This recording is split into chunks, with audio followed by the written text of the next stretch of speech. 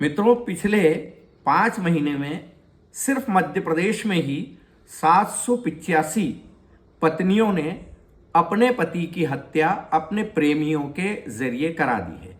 इसके बावजूद भी जुडिशरी में हाई कोर्ट और सुप्रीम कोर्ट जिस तरह के गंदगी, गटर, गाद और गू जैसे घटिया फैसले कर रहे हैं, उससे प्रतीत होता है कि हाई कोर्ट और सुप्रीम कोर्ट के जजेस औरतों की दलाली करते हुए, भांडगिरी करते हुए और फेमिनिज्म के चक्कर में ऐसा लग रहा है कि वो पति पत्नी के बीच के फैसले नहीं कर रहे हैं, बल्कि किसी पोर्न मूवी की स्क्रिप्ट लिख रहे हो।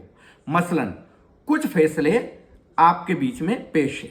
पहला, आईपीसी 497 यानी कि स्त्री व्यभिचार, औरत की पत्नी की एडल्ट्री की धारा को खत्म करते हुए सुप्रीम कोर्ट के 5 जजों की खंडपीठ ने यह कहा कि औरत अपने शरीर की मालकिन खुद होती है, पति उसके शरीर का मालिक नहीं होता है। चाहे पत्नी स्त्री शादीशुदा हो, विवाहिता हो, लेकिन वो अनेक गैर मर्दों के साथ में अवैध संबंध बना सकती है। यह फैसला दिया था सुप्रीम कोर्ट ने 28 सितंबर 2018 को। अब दूसरा फैसला सुनाते हैं। पत्नी अगर किसी गैर मर्द के साथ में किसी होटल में, किसी ओयो होटल के अंदर रूम में पाई जाती है, तो इसका मतलब यह है कि वो चरित्रहीन नहीं है। तीसरा फैसला, अगर कोई पत्नी अपने पति की अनुपस्थिति में किसी होटल के अंदर, किसी बार के अंदर, किसी रेस्टोरेंट के अंदर लंच या डिनर गैर मर्द के साथ में ले रही है, तो ये भी कोई अपराध नहीं है, ये भी कोई गुनाह नहीं है, और न तो पत्नी चरित्रहीन है, नहीं छिनाल है। अरे वो तो बहुत बड़ी सती सावित्री है। चौथा फैसला सुप्रीम कोर्ट का, अगर पत्नी किसी गैर मर्द के साथ में अवैध संबंध रख करके बच्चा पैदा कर लेती है, तो उसका भरण पोषण, उसका मेंटेनेंस की जिम्मेदारी पति की होगी, क्योंकि उसने तो बहुत महान काम कर दिया है ना, तो उसकी जिम्मेदारी तो पति की होगी।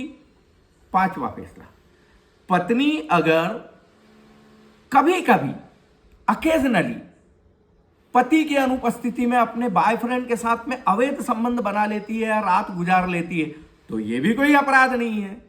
छठा फैसला, अगर पति पत्नी के बीच में तलाक का मुकदमा चल रहा है और इस दौरान पत्नी अपने किसी प्रेमी या आशिक के साथ में लिव इन रिलेशन में रहना चालू कर देती है, यह भी कोई गुनाह नहीं है, यह भी महानता के लक्षण है हमारे देश के। यत्र नार्यस्तु पूज्यन्ते रमन्ते तत्र देवता। सातवां फैसला, अगर पति और पत्नी के बीच में अवैध संबंध से कोई बच्चा पैदा हो गया, तो बच्चे का डीएनए टेस्ट करवाना मान्य नहीं है, क्योंकि बच्चे का डीएनए टेस्ट करवा देंगे तो पोल खुल जाएगी। इसलिए सुप्रीम कोर्ट बोल रही कि नहीं नहीं, डीएनए टेस्ट करना अपराध है और ये उसकी पत्नी की निजता का हनन है। नीचता का हनन नहीं है, नीचता का हनन चलेगा, नीचता चलेगी, लेकिन निजता का हनन नहीं होना चाहिए।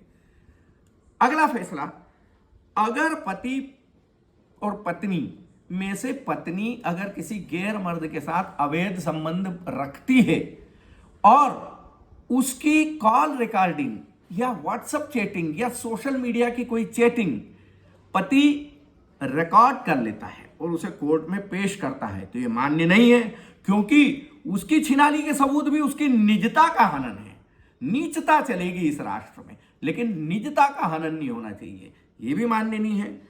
इसी प्रकार से अगर देखा जाए तो कि पत्नी कि एडल्ट्री जज साहब तभी मानेंगे जब पत्नी अपने प्रेमी या आशिक के साथ में जज साहब के कोर्ट रूम में अवैध संबंध बनाती हुई पाई जाएगी। और उसमें भी दोस्तों ध्यान यह रखना है कि वुमन ऑन टॉप होना चाहिए। अगर औरत नीचे है और उसका आशिक ऊपर है, तो जज साहब को तो यह लगेगा कि बेचारी के साथ में बलात्कार हो रहा, उसकी सिसकियां उसको सुनाई नहीं देगी मजे लेने वाली, उसकी चीखों के रूप में सुनाई देगी। तो ये एडल्ट्री तभी मानेंगे जज साहब जब उनके कोर्ट रूम के अंदर महिला अपने आशिक के साथ में आकर के वुमन ऑन टॉप की स्थिति में हो, तभी जज साहब समझेंगे कि ये एडल्ट्री में है।